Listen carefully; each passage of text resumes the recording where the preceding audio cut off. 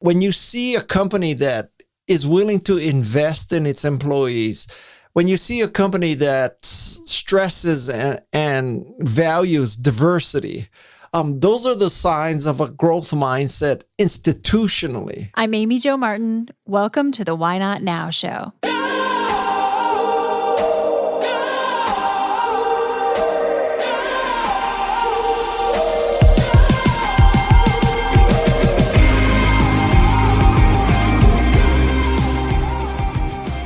We have Guy Kawasaki on the podcast today, and I can tell you I am pretty darn excited about it.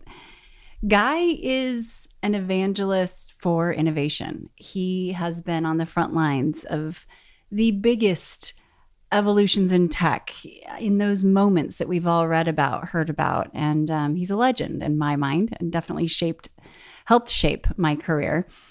So it all goes back to even the 80s and his work with Macintosh, the division of Apple, and then all the way fast forwarding to being the evangelist for Canva now. He's an investor, he's an entrepreneur, an author of 16 books. Most recently, Think Remarkable is the new book out. And he takes 4 decades of his experience, might be 5 decades, and starts to distill down his experience with those that he's interviewed over the years on his podcast. And we discuss everything in this conversation from AI to fatherhood to growth mindset and how to handle healthy tension conversations, reinventing yourself or your company or your community. We talk about Silicon Valley and the future. We talk about really everything. And I appreciate Guy and his ability to spark curiosity in people. In my opinion, he's a true renegade. And without further ado, here is Guy Kawasaki. Enjoy.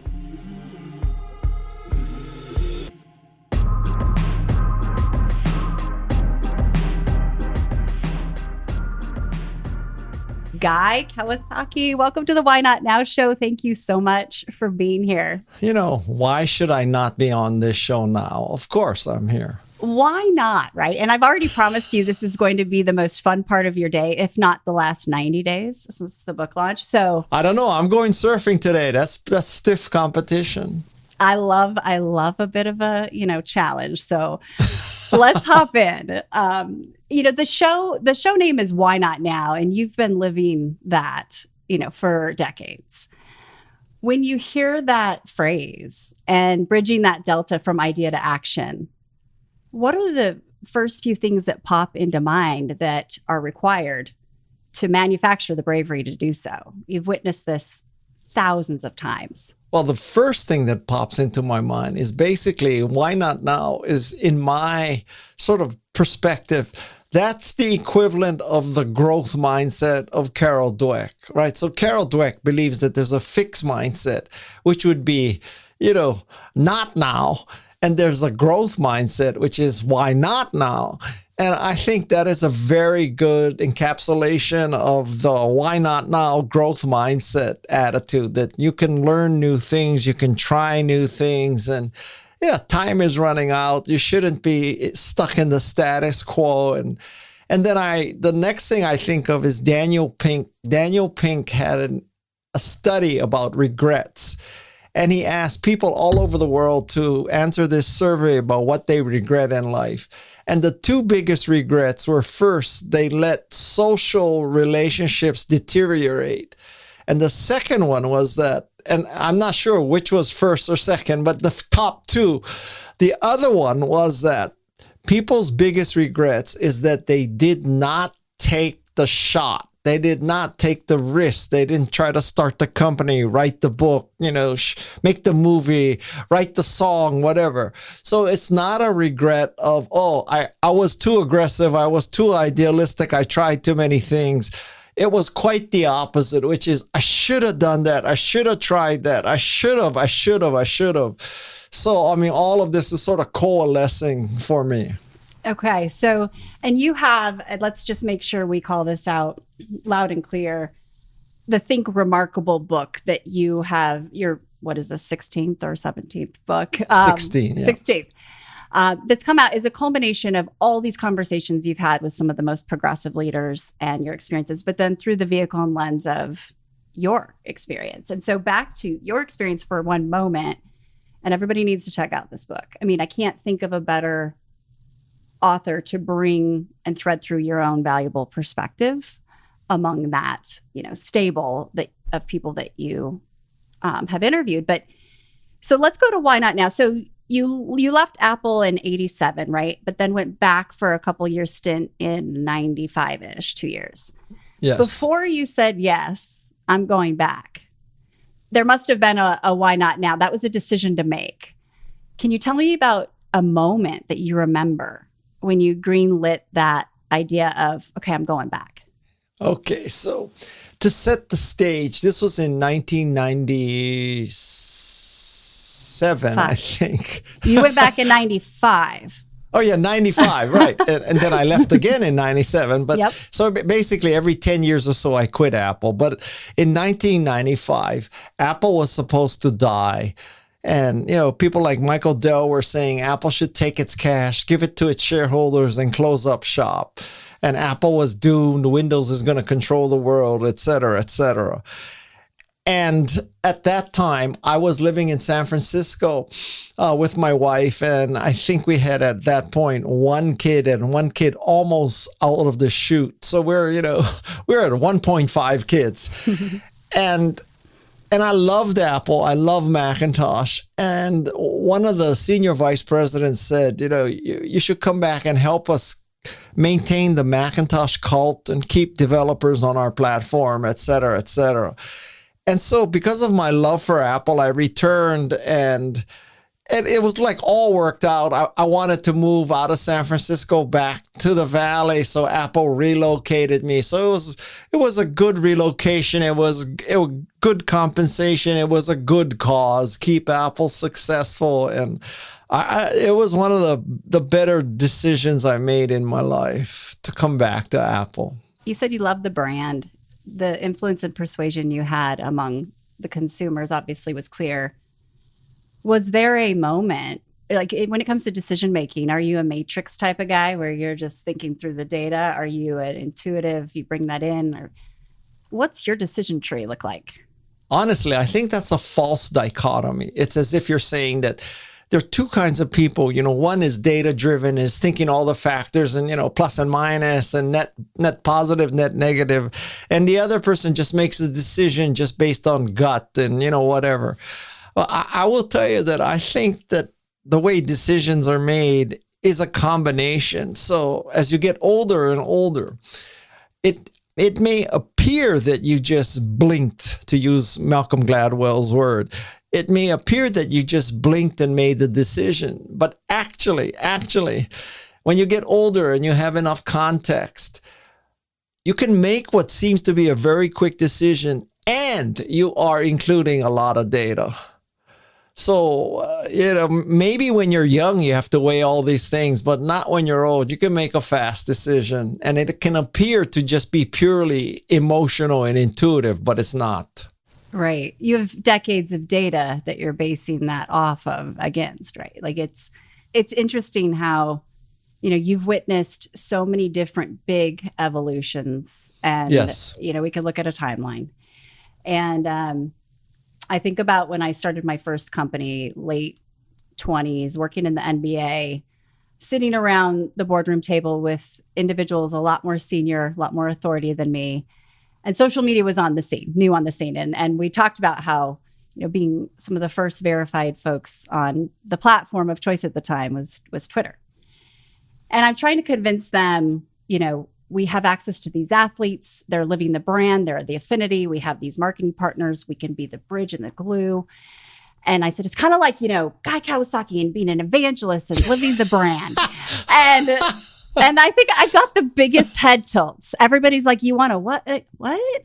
Like, no, like living the brand. And that's how we garner that influence and we can sell against this. And then a decade later, influencers are born, right? I mean, so I look at you as the original, like OG influencer guy. Wait, wait, you telling me that you invoke my name with the NBA to use social media and get on Twitter? On a weekly basis. And we can go back to everyone. I mean, is this like, is this David Stern you're talking about? Oh yeah, it was his era. David Stern, Adam was not at the helm yet. David was still around, and he was, I mean, we all know he was a hard ass, but so New York is calling. I was working for the Phoenix Suns, and they're like, what are you doing with that social media stuff? We don't have rules yet. Like, hold up. So they're trying to put me, so the story goes, I was sitting at my desk, director of digital media and research at the time. Phone rings. It's Bob from basketball operations. Get down here. Shaquille wants to learn how to tweet. And nobody in the building knew what that meant. So I went down there and I taught him. And then we started trying all these things. Well, then we're making the headlines and ESPN. And I'm trying to convince leadership and ownership that we could be like Guy Kawasaki. We could have them living the brand.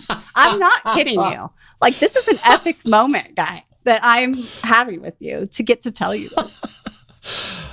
Oh my God. I mean, you really did invent this, though. It's hard to believe. I can't make this shit up. Are you kidding me? Like, I think a renegade. And anyway, so then the word evangelist and like being that for a brand and being able to humanize them in a way, but not, that could be a slippery slope. When we look at Canva now, let's just say there are two entities and they both want you to be their evangelist and you like them both and you believe in them both. What are the factors that are going to tip you over for the one? Like, what is it? How would you decide? You may be posing a question that is theoretical, but I find it hard to believe that literally two organizations or two products are going to be dead equal. And, it's a flip of the coin. I mean, that's fair. It's, it's not like you have a choice. Oh, should I evangelize Windows or should I evangelize Macintosh or should I evangelize iOS or should I evangelize Android? Those are not two pairs of things that are dead equal. So I think it's very unlikely that it's not like, okay, Reebok contacted me and Nike contacted me. And in my mind, they're both equal. Which one should I go with? Yeah. And I didn't mean necessarily competitive set in the same competitive set, but you only have one of you. Oh, I see. And, I see. You're giving your time and energy, and it's more than just an endorsement. Like, there's a potency there. Then I would suggest that maybe one of the most important variables is, do you use either organization's products? And if you use one and not the other, I would go with the one that you use, because then it'll be much easier to authentically evangelize a product or service that you actually use. I mean, it's very easy for me to evangelize Canva because I use it every day. Macintosh, I use every day. There are other things that would be much harder. I don't know if Shaquille O'Neal really uses that hot and cold pack every day. I'm not. It's not. And He's not an evangelist, though. I mean, there is a different. I would say there are different buckets, and this is the point, the differentiating factor. Do you think Matthew McConaughey drives a Lincoln? I live in Austin. And so does Matthew, one of his homes. And so I am looking around for that Lincoln and cowboy hat. But that is exactly my point, though, because there's truly, I refer to it as like living the brand. But does the leadership of the company and as it evolves over time, does that make a big difference to you? The product and the capabilities and the value prop is one thing.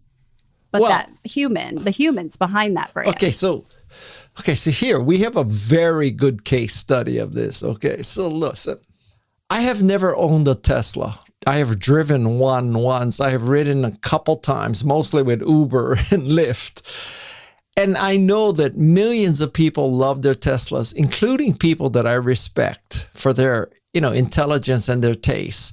So I know that at some level they have to be good cars, and maybe the Cybertruck will break your finger, and maybe the window will fly out of your Model X, and maybe it'll burn on the freeway, but I'm sure Ford 150s catch fire too. So let's just say that at a level, the car has to be pretty good because you don't get millions of people to buy a car that's just a piece of crap, okay? So let's say that the product, you can take it as a good thing. But then Elon Musk, I cannot wrap my mind around affiliating with Elon Musk. I could not evangelize Tesla.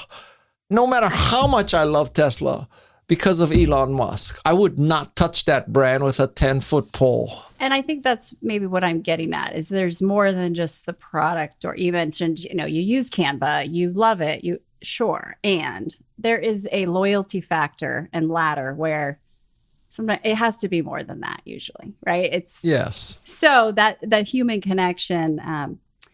And I want to change gears real quick to the environment you feel is necessary for, let's call it reinvention. In my opinion, kind of reinvention, it's a demand right now for a lot of companies, people, infrastructure, institutions. Innovation is that eking, change over time, but we need an overhaul in a lot of ways. What needs to be necessary for that to happen, in your opinion? Well, we come back again to one of my favorite subjects from the book, because 1/3 of the book is dedicated to the growth mindset. So Carol Dweck is the pioneer. She's the mother of the growth mindset. And the growth mindset is primarily in your head, right? You either believe you can grow or you believe you cannot grow, or maybe you believe it's not necessary for you to grow. That's another kind of fixed mindset. So that's at the what's in your head level. But then I recommend people look up an author named Mary Murphy. And she has written a book that it's not just what's in your head, but it's also the environment of the organization. Because if you had a growth mindset, but you're stuck in a fixed mindset organization, it's not going to work. So this comes back to your question, like if you want to be innovative and you want to reinvent yourself, it's not just what's in your head, but it's in the organization's DNA to accept change and to, embrace new kinds of products and services and technologies. I also think that, when you see a company that is willing to invest in its employees, when you see a company that stresses and values diversity, those are the signs of a growth mindset institutionally. That they train people, they think people can be better, people can rise vertically, all this good stuff.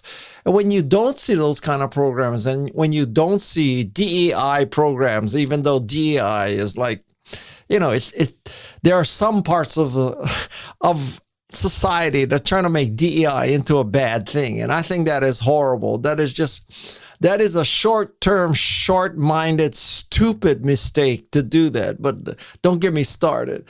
So I'm saying you need a growth mindset both in your head and in the organization to reinvent yourself.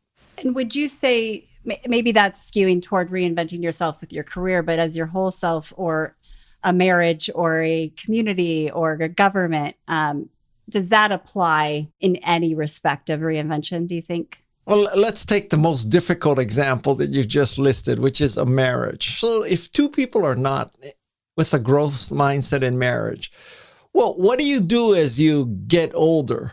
What do you do when kids are added to the equation? What do you do when, you're needing to take care of an older generation and a younger generation? I mean, there's like a lot of things that it's not like the first year of marriage, 60 times. I mean, things change, right? So I think you need the growth mindset. Could you do a survey or a questionnaire so before people get married, they can take this and then they can know, are we, compatible from a growth mindset standpoint? Listen, so I know we're don't give hopping marriage advice over bridges, but you have had some really interesting interviews about fatherhood, which I think have been really, I'm always looking at ways of how can we transcend what you've learned and maybe apply to other areas, because you have so much value to offer from what you've seen and what you've witnessed. And hopefully we're having as much fun as surfing's going to be. I'm having fun right now, but I just wanted to check real quick. Like, how are we doing? Oh, we're doing good. We're good. Okay. We're doing good. All right. Because we're about to talk fatherhood here. So you have 4 kids, right? And I mean, I was reading it was an article where you were interviewed and you talked about, you're on the days that you're on the road, but then when you're home, you're not in an office, and how you're able to do what you do. And I just thought about time management. You must be really good with time. Would you say you have a healthy relationship with time? I know you do because you're going surfing, but have you always? Well, let me be honest here. I would not hold myself up as an example of excellent time management. That someone's who establishes priorities and does all the important things first and, blah, blah, blah, doesn't get distracted and all that. I can tell you that from some standpoint, I may be the worst person in time management because I am always checking my phone. I really I'm a news hound. I love to follow news. I swear to God, if Donald Trump ever disappeared, I don't know what I would do with about 2 or 3 hours a day. I watch so many news stories about him. Surfing more. Yeah, I would surf more. I would surf twice a day instead of once a day if Donald Trump would just disappear. So I cannot hold myself up as an example of good time management. But I will tell you something, that the secret to my success is grit, that I am willing to work very hard. And once I get started doing something, I am unstoppable and I have total focus. I have the most positive effects of OCD. I can focus. I could write a book in the middle of, in the middle seat in Southwest Airlines, row 35J, it's not a problem. I don't care. So I guess the truth is that I make up for my lousy time management skills with the ability to focus and grind it out.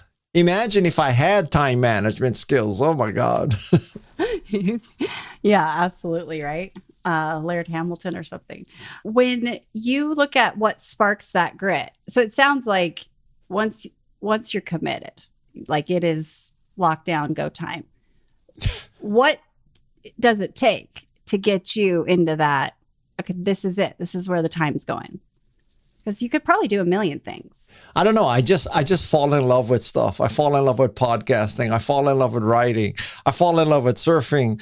And then everything else, sort of goes by the wayside. So, in my life, it's my wife and my 4 kids, my podcast, my book. I have about 5 or 6 friends I really care about. And the rest, it's not that I blow them off, but they're just not a priority. And you may find this ironic and maybe even contradictory, but I still believe in the concept of defaulting to yes. So by definition, I'm agreeable to almost everything, because it's been my experience in my career that you just never know where somebody or something is going to lead. And if you have people who are your gatekeepers and trying to protect your time and all that, yeah. I understand the value of that, but I'm telling you, you're missing a lot. There's a lot of stuff that could come your way that you're missing. Well, it's open, right? Yes is a growth mindset. So that makes a lot of sense to me. And then the falling in love. I think that is really cool, because the term evangelist, and how strongly you can feel about something, even if it's not necessarily just humans, which clearly, but it is a visceral, just unstoppable emotion that that truly, but that makes sense to me. Like I love that you said that. For example, I happen to love liquid death. So I don't know if you know what liquid death is. I do. Okay. So I happen to love liquid death. It's water in aluminum cans. So that doesn't sound very exciting, but I don't know. I just love the taste. I love the concept. I love the concept of I'm drinking water in something that is not going to add to the plastic in the oceans and all that. Now, I have no compensation. I have no stock. I have no relationship with them per se. And, I could be an evangelist for liquid death. So it's like that. I just fall in love with liquid death. And, You just were, by the way. We'll make sure that they hear this, but they might be giving you some advisory share, like some evangelist shares. You never know. That would be cool, wouldn't it?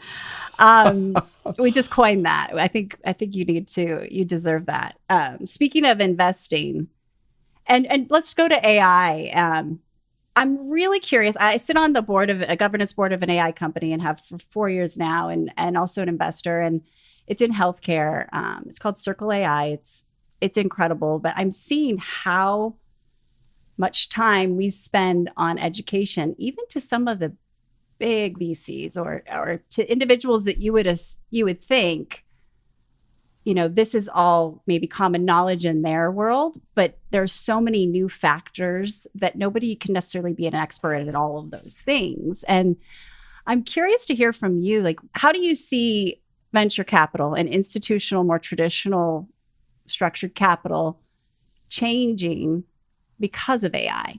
I don't see why people will not be soon, or maybe they're already doing it. Why don't you just stick the business plans and stick the pitches into AI and ask AI, invest or not? I mean, that's kind of a simplistic thing, but I gotta believe that the judgment of ChatGPT is probably better than the judgment of your associate at the front desk. I think that's absolutely right? Obvious. 4.0, right? Wow. Well, and let's carry that through, because I think there's a lot of things about venture that are antiquated that need to be reinvented anyway.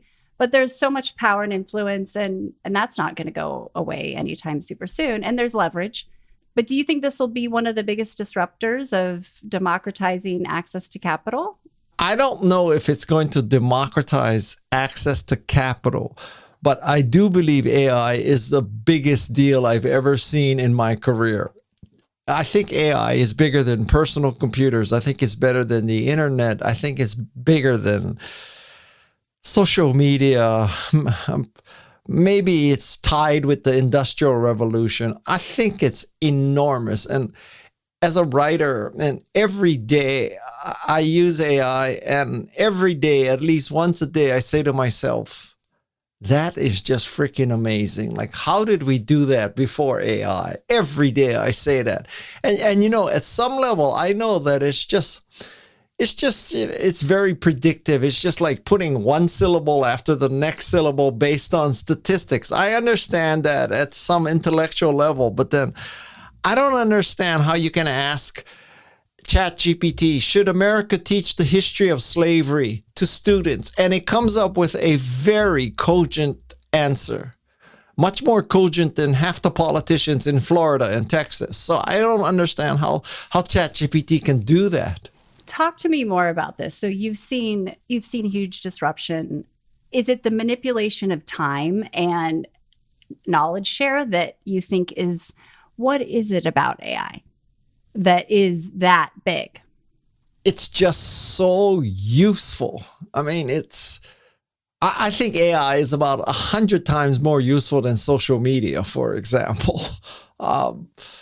And listen, I use it as a research assistant. I use it to check my grammar. I use it for ideas. When I was writing Think Remarkable, I used it to help me summarize sections. I wanted a tricolon to divide the book into 3 pieces, right? And I already had growth, and then I had grit. So I'm thinking, okay, tricolon, I need one more noun that begins with GR. You go to ChatGPT and say, give me all the nouns that start with GR, and it comes up with grace. Yep. And it comes up with graciousness. And then I said, well, but grace is mostly athletic, like a graceful dancer or graceful figure skater. Graciousness is the attitude of kindness, and, So then I asked ChatGPT, well, can I use grit, growth, and grace instead of grit, growth, and gracious? Because I don't want to use a 2-syllable word. I want all 1-syllable words that starts with GR. And it gives me a credible answer. I don't know how it does that. We're going to take a quick break, and we'll be right back. Hi, everyone. If you are digging this podcast, please do us a favor and subscribe, rate, and review on iTunes. It just takes a moment and it means a ton to us. What questions should people be asking themselves around AI right now? Because so many people are afraid or confused or not sure what to do, regardless of what industry or role they're in. Well, I think that no matter, if you're listening to this podcast, you probably have a growth mindset, because people don't listen to podcasts if you're just looking for confirmation of what you already believe, especially a podcast like yours, right? So I think by definition, if you're listening to this, so I will tell you that, you need to embrace AI. AI is a humongous deal. It would be like, refusing to accept the Industrial Revolution, or saying that, I'm going to stick with manual typewriters and abacuses because I don't believe in personal computing. You're just holding yourself back and the world's going to pass you by. Now, yes, there are dangers. But you hear the exaggerated dangers, like, oh, what if the American LLM got pissed off with the Russian LLM and launched the nuclear missiles, and then there would be World War III and artificial intelligence would cause the end of the world. Well, I got to tell you something, quite honestly. I think it's much more likely than there's about 3 or 4 fascist leaders in the world who are going to cause the end of the world because of nuclear weapons. And if you said, all right, Guy, who can launch a nuclear missile? These are your choices: Trump, Putin, Kim Jong-un, or ChatGPT. I would say give it to ChatGPT. Wow. So I think that's a next level. We talk a lot about skill set and bandwidth and how we don't want to compete with tasks and those technical skills when it comes to AI, but it's all about the emotional intelligence and the cognitive, human intelligence that we need to double down on. And so one of the biggest takeaways I'm hearing from you is that we really might want to challenge that thinking a little bit more of, all I can ask is, like, people, you may be listening to this and thinking I'm nuts, but just go and play with ChatGPT. Just go play with it. Don't, hopefully you're not in charge of launching nuclear missiles at the Pentagon. I'm not suggesting that, that's the first thing you should try. But you should just go and play. And I'll give you a tactical example. So let's say you're a restaurant owner, okay, and you're listening to this and you're saying, what the hell am I going to do with AI? What do I need as AI? I gotta buy the food. I gotta hire the waiter and the cook. I need to make sure that I sell the food for more than, it costs me to make, blah, blah, blah. And health department and all that. And I'm telling you that, let's say you're pissed off with a vendor that's sending you substandard food or components or something, and you just go to ChatGPT and say, write a letter to Cisco and tell Cisco that I'm upset with how late their deliveries are and the quality of their food, and tell them I've been a Cisco customer for 20 years, and tell them that I have much higher expectations for what Cisco can deliver to my restaurant. And then let ChatGPT draft that letter, and I guarantee you will be blown away. So that's number one. Number 2 example is, let's say that you are very dependent on Yelp reviews, because people read the Yelp review before they decide to come to your restaurant. And you struggle because, I get these Yelp reviews, and now I gotta go spend all this time to answer each one, because if I don't answer, it's gonna look like I'm not responsive and I'm gonna get a lower rating on Yelp and all that. So I'm telling you, take the Yelp review, stick it into ChatGPT and say, draft a response for this Yelp review. Positive or negative, just draft a response. And then the next prompt you say, well, make it funny. And then the next prompt you say, well, let's really push the edge. Make it a poem. I want a poem that responds to that Yelp review. And then the next time you say, okay, instead of a poem, now write me a rap song that's responding to that Yelp review. And you're going to have such interesting Yelp reviews. People will come eat at your restaurant just because your Yelp review responses are so good. That's the kind of practical uses. Yeah, and then you could turn that into into entertaining content too. That becomes an ad. It's amazing.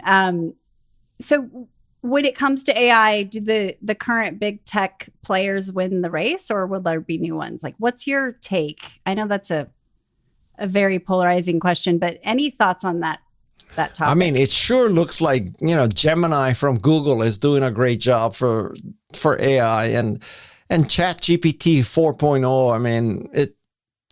I mean, Anthropic and all those companies.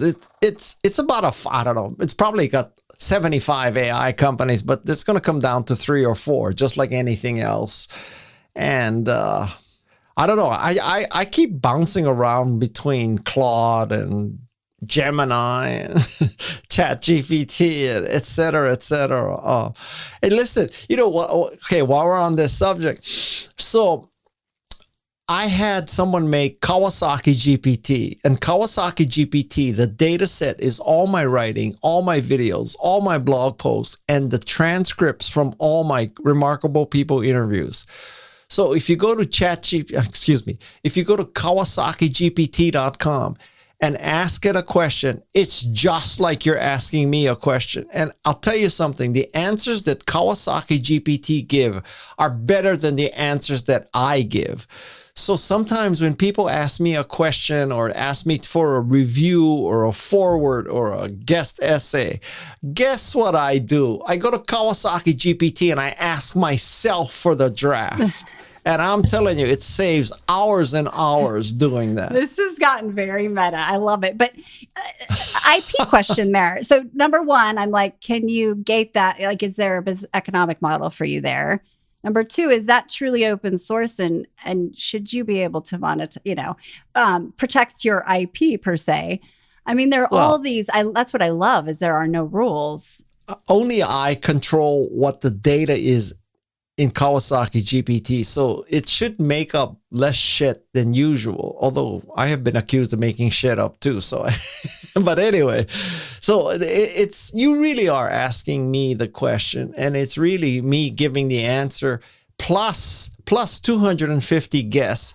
So sometimes when you ask Kawasaki GPT a question, it's going to say, blah, blah, blah, blah, Robert Cialdini, blah, blah, blah, blah, Jane Goodall. It's going to cite who I interviewed on my podcast, which is even better because now you get to tap not just my mind, but the mind of 250 guests. As far as the economic model of Kawasaki GPT, I have no clue on how to monetize that, or if I want to monetize that, or if I can. I just kind of figure that it's just good for my brand. It's good for the universe. It's good for people to get, an interesting way to use AI, and maybe it'll just help society, and it takes a lot of pressure off me. And it's a nice legacy.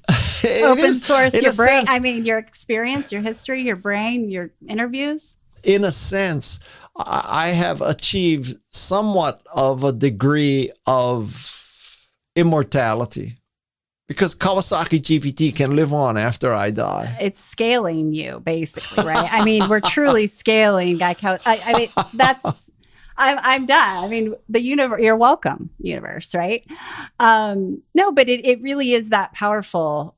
And I think about head starts and how you've been early on the scene to all of these things.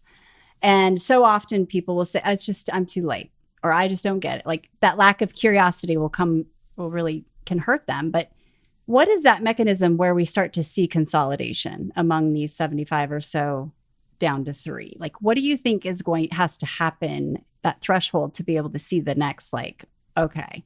I have actually no idea. I mean, sometimes, how did we come down to only Google being the search engine that most of us use? There was Google, there was Yahoo, there was Inktomi, there was, there are 10 different search engines, but we all use there's also, Bing, and so how did we come down to 3 or 4? I think it's just people use stuff, and they fall in love with the answers from Claude, or they fall in love with the answers from Bing or Gemini or ChatGPT, and it just becomes a habit. I don't have any magic. I wish it was a habit that everybody bought my book for their kids to learn how to live life. Don't get me wrong. Well, hopefully more will after we have your own AI. And that's why you could monetize it. And so it'd be just the same as buying your book. But when you hear the word renegade, who comes to mind? Certainly Steve Jobs had qualities of a renegade. That's for sure. He definitely defied, the common wisdom and thought outside the box. You got to give that to Elon Musk too. Although in the last 3 years, Elon Musk has just, I don't know what's with him, but he's beyond renegade now. I don't think people should aspire to the title of being a renegade. And for that matter, I think that the way you become remarkable is not because you've decided to become remarkable. You become remarkable because you have made a difference. You have made the world a better place.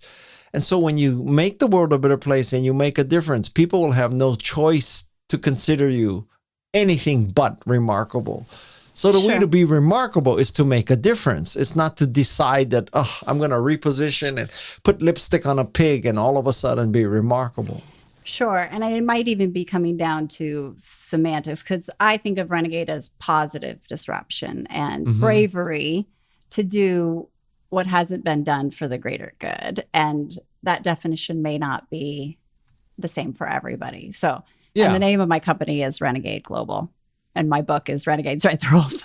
But I definitely think that it's not destruction, but positive disruption. But I hear you about remarkable. If you were to introduce a new kind of car that is all electric when everybody is making a gas car, if you're introducing a personal computer that has an interface that has never been seen before, that it's GUI, I mean, if you introduce a new device that for 99 cents you can legally buy almost any song and put it on a small device you can fit in your pocket that holds thousands of songs, you are a renegade. You are not doing the same old thing. But my point is that people don't wake up in the morning saying, God, if I could just buy a product from a renegade. They wake up in the morning and they want a cleaner car. They want a better way to use computers. They want a better way to carry music. And it just happens that the people who made those things are renegades, but they're not looking to buy from a renegade per se. Sure. Now, I don't think people wake up in the morning, especially now, saying, if only I could buy a car from Elon Musk. I don't think that's going through their brains right now. Sure. I agree with you. I think I'm hoping that people are able to find their voice more and more at a time where we need diversity of thought and ideas. And I think of bravery. And so for a lot of people, it takes a lot of confidence to even vocalize and bring up what's going on. Well, that's growth and grit, right? Yeah, absolutely. So words aside, do you wake up and eat joy for breakfast, Guy? Because you just seem like a happy person. Have you always woken up fairly happy? Well, there's days I wake up with a headache, but but generally speaking, I'm a very happy person. And I don't know which came first, that I was happy so I became productive, or I'm productive so I became happy. But I am definitely both, other than the time management part. That's really interesting. Do you remember times when you were a child where you without realizing the word productive, but where you found joy in getting things done? Honestly, no. Right. No, I was curious. I was like, maybe it's just was born. I think when you ask people that kind of question, so much of it is just shaded, retroactive, nostalgic memories that who knows if it was actually true, right? I mean, like at any given point, people are saying, the good old days are so much better, like, all our families all got together. We had a meal at the kitchen table and we had high-level discussions of music and politics and religion. And then after we had this really wholesome meal, we went into the other room and we played board games and communicated with each other all night. And now I can't get my family to the table. And if they're at the table, they're looking at their phones. And, it was so much better before. I would debate that it was so much better before. That, all these imaginary family dinners where they played Scrabble afterwards. Let's just say I'm a little dubious that it was much better before. Okay. Interesting. No, that's good. You mentioned grace earlier, and obviously grit, and looking at the environments you've been in. Oftentimes, innovation, reinvention, it's surrounded by healthy tension, adversity all the time, right? But you seem to have a disposition of kindness and truth and grace. How do you navigate healthy tension? So disagreements or any advice to people? I'm sure you've seen this a lot or witnessed it. Do you have any thoughts? Well, I think a lot of it just comes with age, that as you get older and older, you understand that the world is a complex place and it's not necessarily black and white. And I think that one of the lessons I talk about in my book that I learned from someone who once ran Fuller Seminary. Fuller Seminary is kind of the Harvard Business School of theology. And I said, I don't understand evangelical Christians. They say they're Christians, but so much of what they do and what they support is just the antithesis of Christianity. So how do you relate to that? How can you even, deal with that? And he said, Guy, when you have people that you disagree with, don't ask them what they believe in. Don't ask them why they believe in it. Just ask them, how did you come to that belief? Because when you ask them how, it fosters conversation as opposed to defensiveness.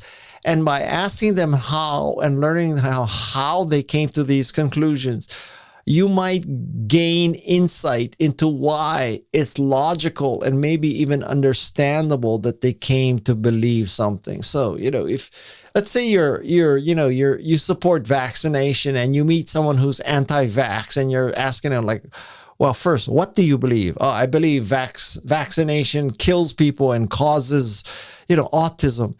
And then you say, why do you believe that? You say, well, I watched it on Fox and I saw this medical expert say, yeah, autism kills people. Vaccination kills people and causes autism.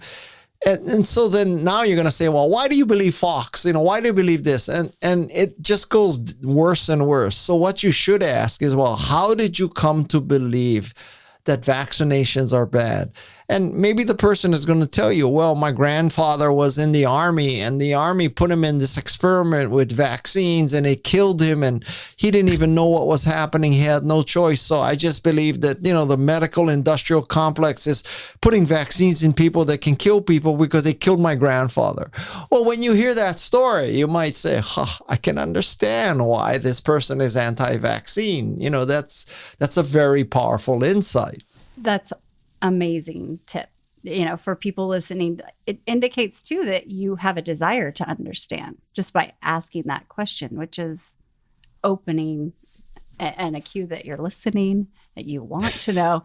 That is that's a great, how did you come to believe? I hope everyone's listening.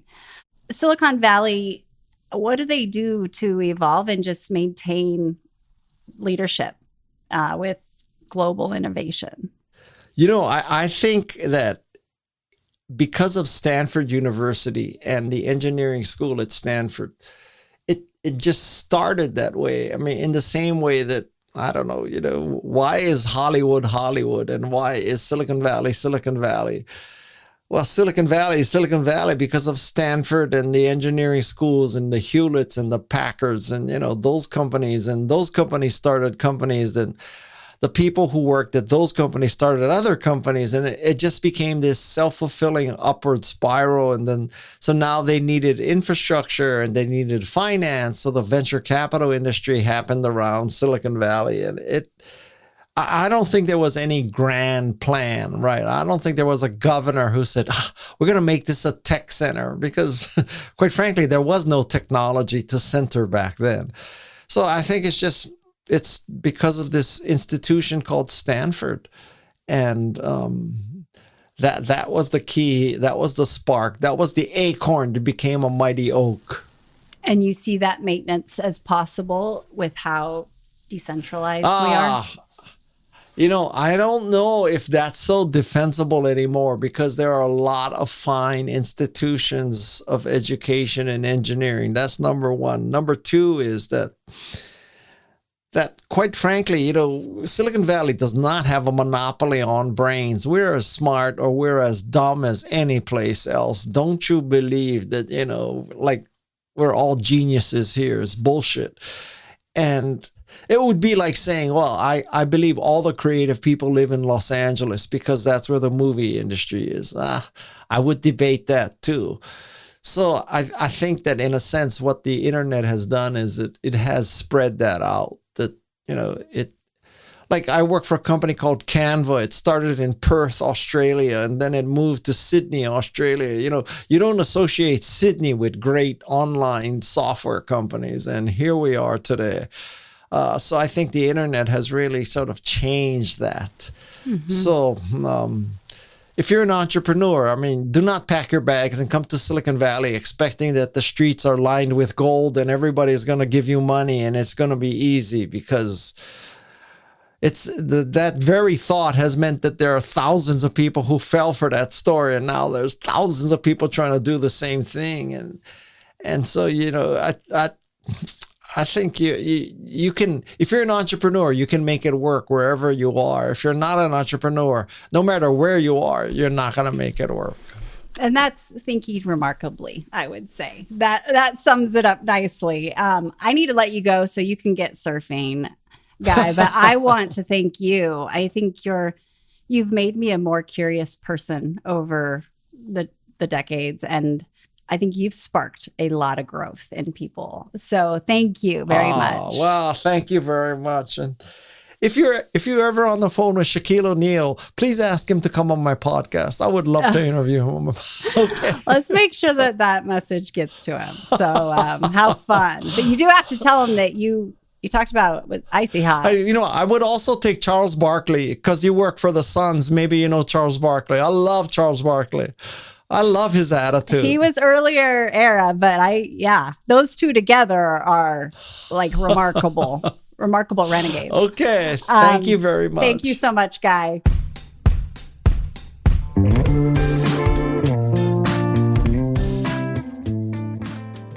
Hey everyone, thanks for listening to the show. Hit me up on social media to let me know what you think. I'm at Amy Jo Martin on Twitter, Facebook, Instagram, and LinkedIn. And I want to hear your Why Not Now moments so I can share them on the show. Just send me a note to whynotnow@amyjomartin.com. For show notes and other offers, you can visit amyjomartin.com/whynotnow. And while you're there, don't forget to sign up for my email newsletter for exclusive content and announcements. A big thanks to Rock Salt Music for all of the tunes by the talented John Coggins. And of course, a hat tip to Richard Brewer for editing and producing the show. I'll see you next time. And until then, why not now?